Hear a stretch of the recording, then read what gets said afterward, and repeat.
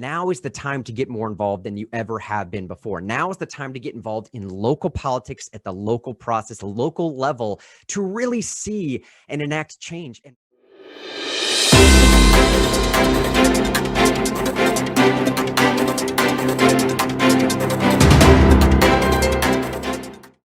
Hello, everyone. I'm Brandon Lewis, founder of the Tennessee Conservative, and today, Grant Henry, Grassroots Engagement Director for Americans for Prosperity, joins us to discuss recent developments in the Nashville Taxpayer Protection Act effort, and we're also going to begin by unpacking some of the wins from the recent legislative session and the work that still needs to be done. Grant, thank you so much, and welcome to the program, buddy. Oh, thank you so much for having me. It's a true pleasure. Well, before we get started, tell us a little bit about who you are and how you got involved in legislative activism at the state and local level, because it's a wonky nerd's game. And yes, very few people care about what's happening in their state or locality, even though it directly impacts them. They're far more concerned with the soap opera that goes on with the personalities in DC, though you have very little control over it. How did you become interested in where the rubber meets the road and where you can really have an impact? So I received my undergrad from Southern Baptist Theological Seminary. I was actually a children's minister for a little while, and I would always go back to my seminary professor, a guy named Dr. Kearns, and we would talk politics all the time, to the point where I think I annoyed him at some point, and it's a little bit of a joke, but he turned to me one day while we're talking in his big easel chair and read the first paragraph of a Boston Globe article that said something to the effect of, conservatives are just now discovering what liberals knew a long time ago. The culture wars are won and lost in the courtrooms and through legislation. And he kind of turns to me and says, Grant, look, you have this passion for politics. Why don't you go into that world? Go to law school. Figure out how to speak that language. Figure out how to legislate. Figure out how to interpret that code and see if you can kind of be a light in that community. So that's what I did. I went to law school, graduated with my JD in 2015. I fell backwards into a Fox News affiliated talk radio gig in Nashville for a little while. And I loved it. It was great. But I felt a sense of personal conviction. I was just spewing dogma on a microphone for 3 hours a day, and I wasn't really doing it. I wasn't cutting my teeth. I wasn't getting in sort of the nerds game, as you said before. And I interviewed someone from AFP, Americans for Prosperity. Without knowing it, they kind of convinced me to apply for the job because they told me about what they do of changing hearts and minds and boots on the ground and door knocking and phone calling and really getting in there and supercharging these social change entrepreneurs to make a change in their community by removing these governmental barriers. So I applied, and luckily Tori actually hired me. Tori, our state director, that has hired me, and here now, loving it. Awesome. Well, I'm glad that you're here, bud, and I've enjoyed my conversations with Tori.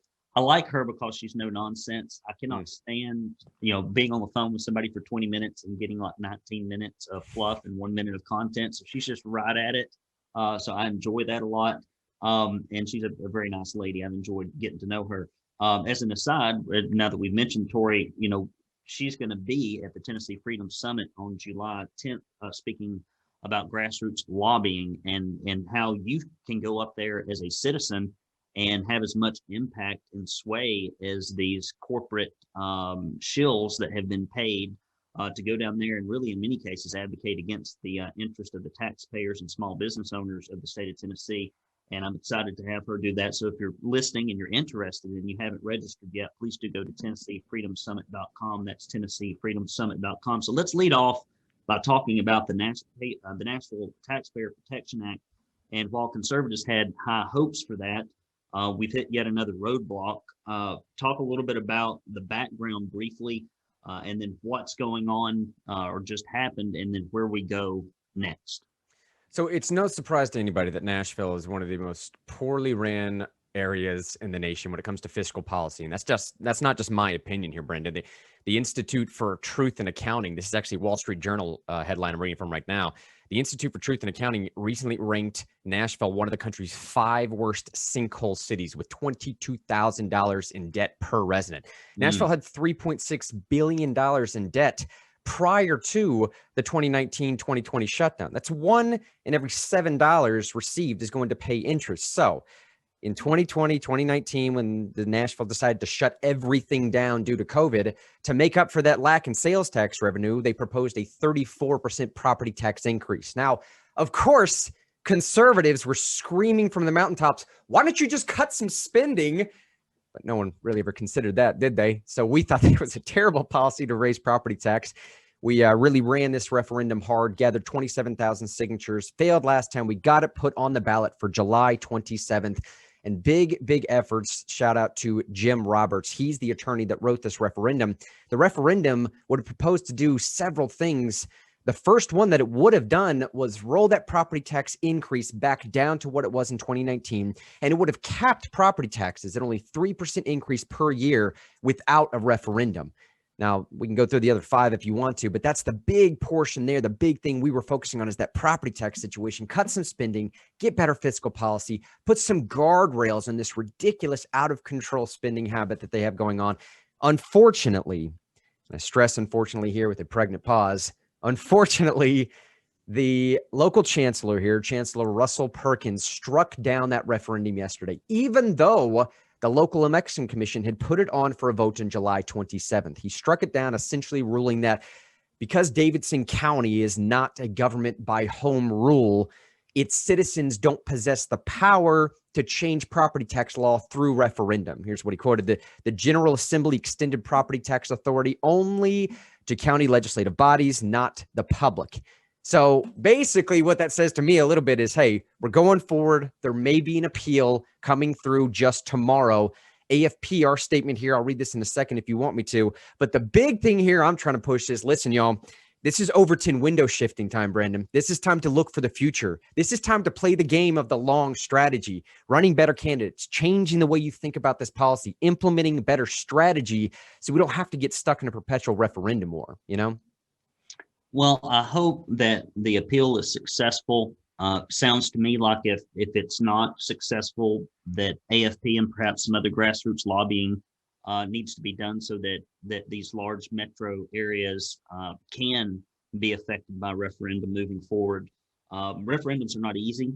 They're not easy to collect signatures for. They're not easy to be put on the ballot. So when they make it that far, to watch them be quashed in the courts is depressing. And further, I know there was a secondary ruling, which I was kind of worried about when I saw this thing come down the pike, because I've been involved in some referendums previously.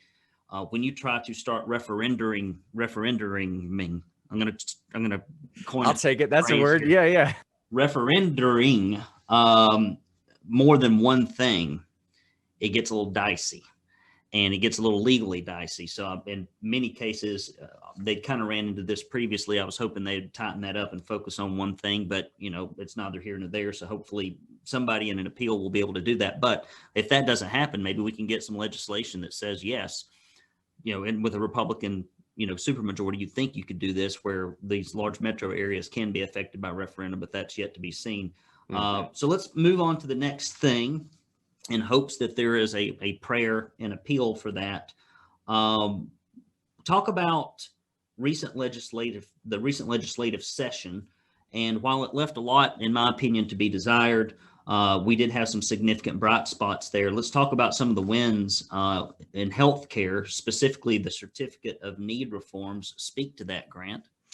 Yeah, certificate of need. You talked before about sort of the wonky level of policy. This is one of those things where people's eyes tend to glaze over, but I cannot stress how vitally important this topic is, this issue of concern, and just healthcare in general, to open up the availability of free market principles to our healthcare needs. Certificate of need is one of those things. And if you don't know what a certificate of need is, it's laws, basically they're laws that are state regulatory mechanisms for establishing or expanding healthcare facilities and services in a given area. So a state with a certificate of need program, basically, if a health planning agency wants to put something in a particular area, it must be approved by for major capital expenses by the legislature. Okay, for certain healthcare facilities or anything, it basically works against free market principles. If I want to go put a hospital somewhere, I have to go to another governing body and say, hey, do you need that hospital somewhere? And they have all these things and factors they can sign off for. And worse yet, Brandon, if you receive a certificate of need, we've heard issues of concern where you don't ever have to give that up. So you have control of this area where there's no hospital at all and no one else can build anything there, right? So this bill in particular, it was several years in the making, several senators and several House members. I have to give a big props to our Deputy Director, James Amundsen, for working tirelessly on this effort. This certificate of need overhaul is a fantastic thing. House Bill 948, Senate Bill 1281, if you want to look it up. It eliminates bureaucratic red tape by making this process quicker, easier, and cheaper. It reduces regulation of certain facilities and services. Again, open free market principles. It eliminates these protectionist aspects of certificate of need, and it creates greater regulatory flexibility. Again, with the basic premise being our rural areas are struggling in the state right now. The average age of physicians, at least for GPs anyways, is about 64 years old. So we have a phasing out situation too, where that primary frontline care is phasing out. We need a more reactive solution with greater flexibility, and this is one way to get it done. Well, there's all kinds of, I always said it was funny when I raised money for Republicans. It was always real easy. It was about 80% small businesses just wanting to be left the hell alone. And it was about 10% corporations trying to screw small businesses. In this case, probably the hospital association and a few medical associations and big medical, because they don't want, once they get their fiefdoms set up in the state of Tennessee, they don't want other care providers coming in and cutting in on their market share. So they try to always put lots of barriers in front of entrepreneurism. And for example, my wife and I had a home birth, I say that back. I hate it when people say that. My wife had a home birth. I was there.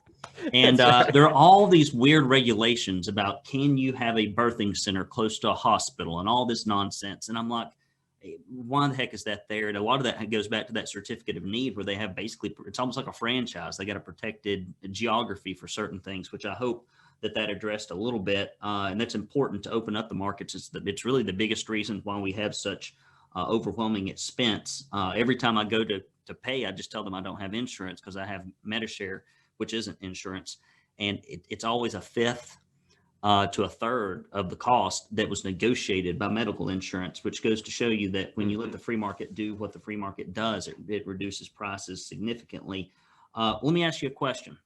What's your favorite beverage, Grant? People are going to hate me for this answer, but I genuinely consider myself a water connoisseur. I mean, I have my favorite brands of water. I have my least favorite brands of waters. I used to do talk radio back in the day, and I was so adamant about this.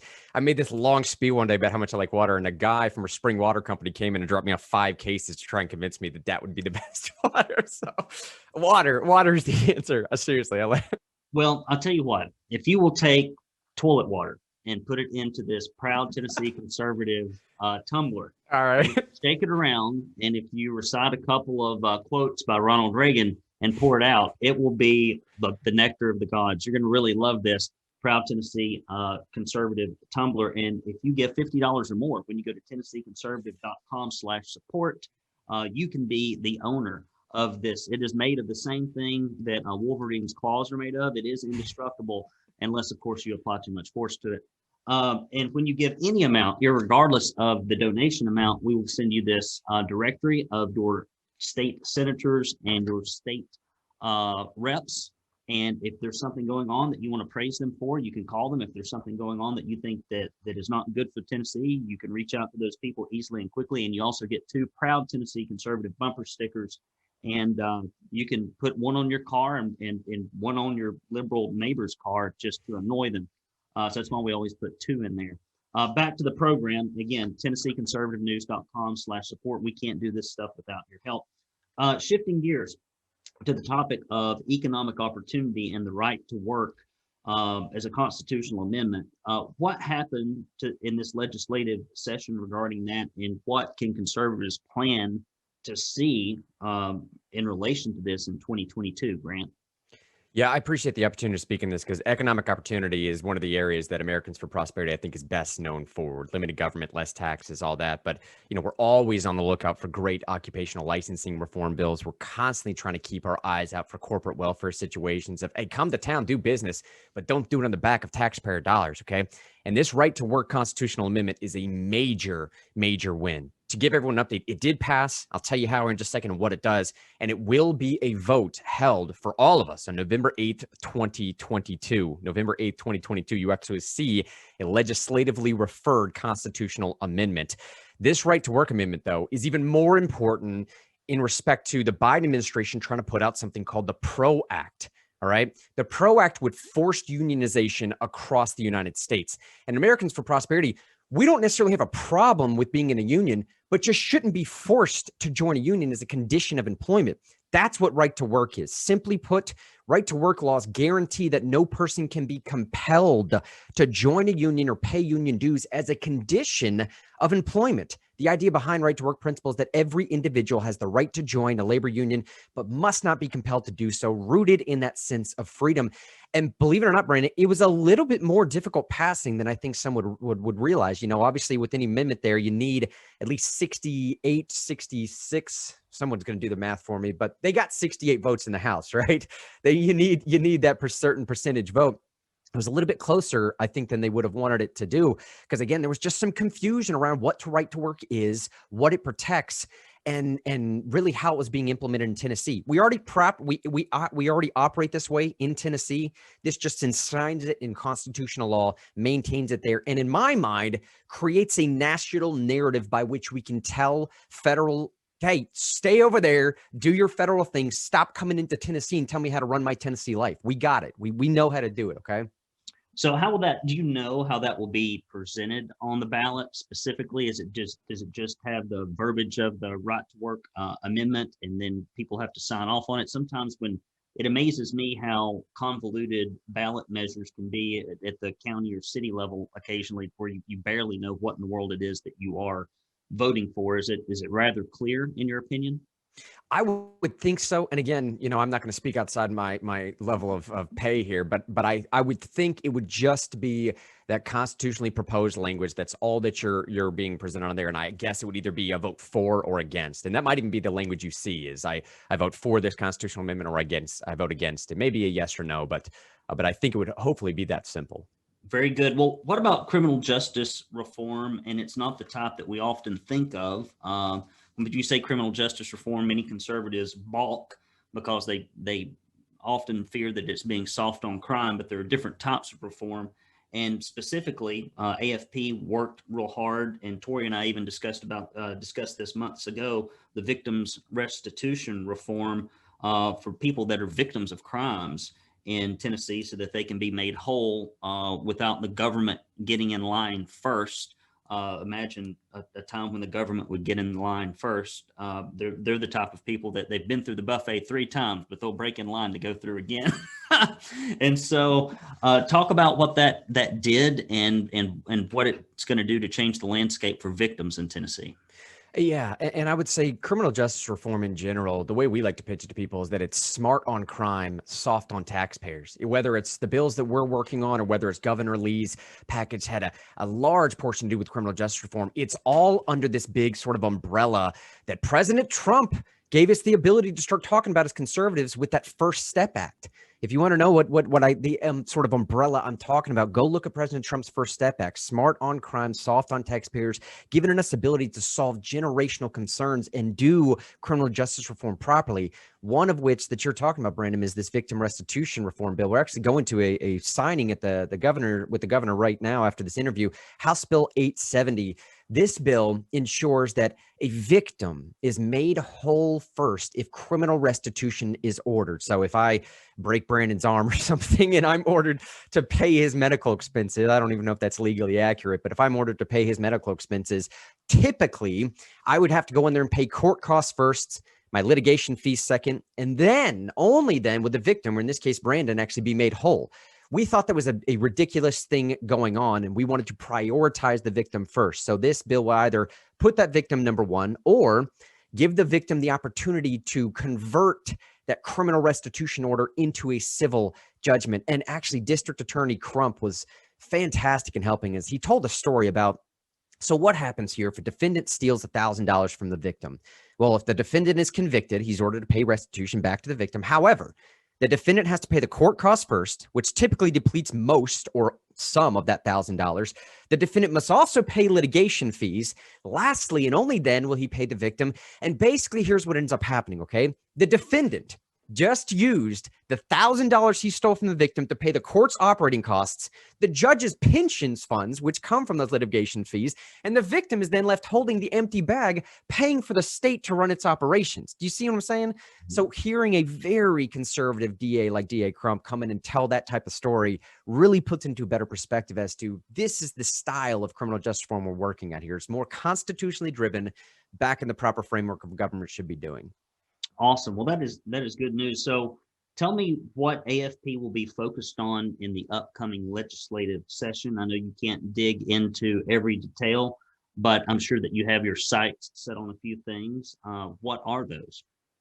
So we're always going to be working, again, in some form of criminal justice reform. Civil asset forfeiture is a big one that's on topic for us. We're always looking to occupational licensing reform laws. There's still a big chunk of stuff to be done in healthcare. Do not give up on education stuff, either it being school choice. And I'm telling y'all, with this stuff going on, this is not an AFP point here, but with this stuff going on with CRT right now, what a better pitch for some school choice stuff to get a different perspective, a different proposal as to how to stay away from some of that stuff.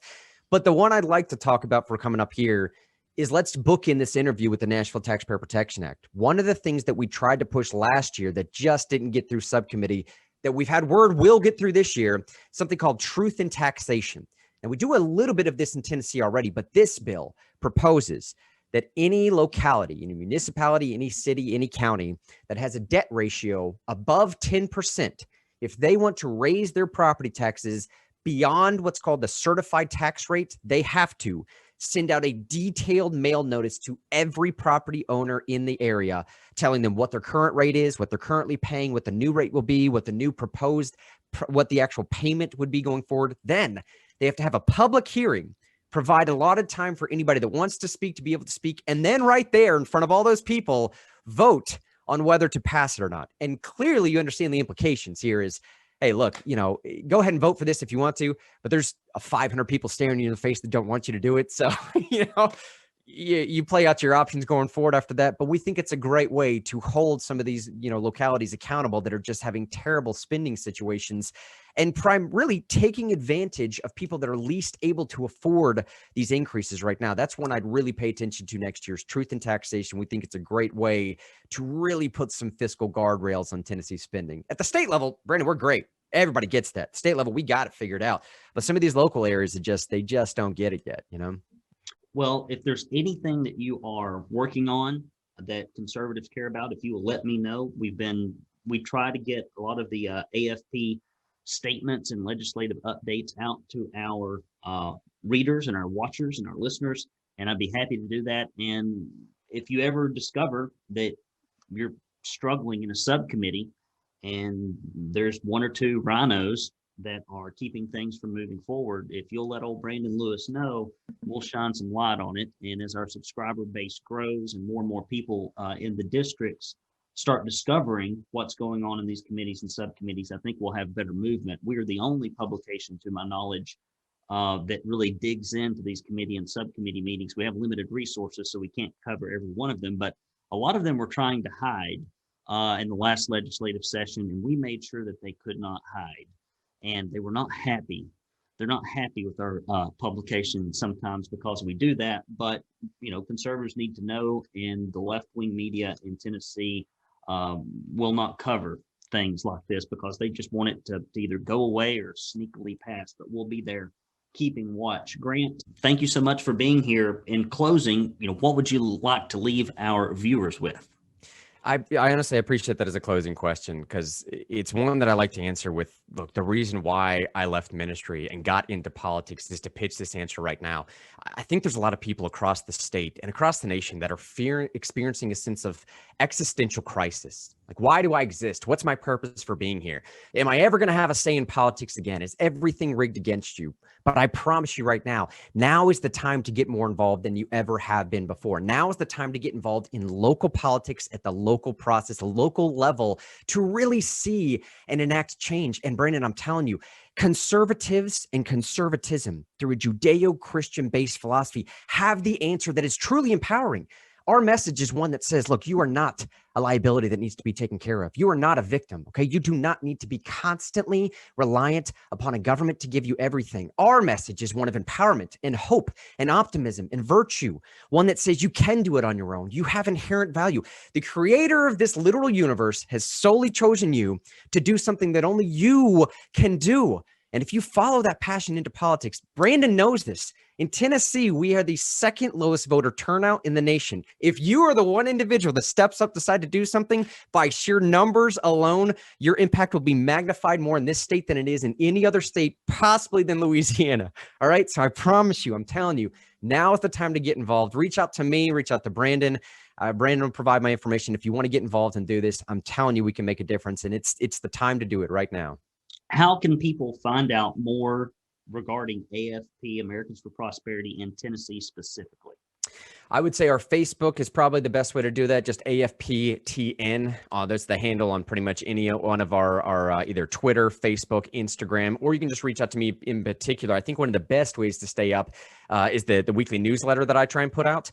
So if you want to be put on that newsletter, send me an email at Henry, it's just my first letter, last name, Henry at AFPHQ, like headquarters, AFPHQ.org. That's Henry at AFPHQ.org. I'll put you on the newsletter, let you know what we're doing that week, how you can get involved, how you can sign up, all that stuff. Outstanding, Grant. I appreciate you bringing us some in-depth information about legislation, because we live under policy. We do not live under personality. And those are really what make a difference. Thank you so much. Thank you, sir. All right, guys. If you have yet to sign up for our newsletter, please go to TennesseeConservativeNews.com, hit that red subscribe button, and we send out the news every day, state and local, with a focus and a little bit of national and opinion, because we are outnumbered about 80 some odd publications to 1 for conservative publications in the state of Tennessee, even though we're a conservative state. And if you do appreciate what we do, go to TennesseeConservativeNews.com/support. Until next time, I'm Brandon Lewis, signing off.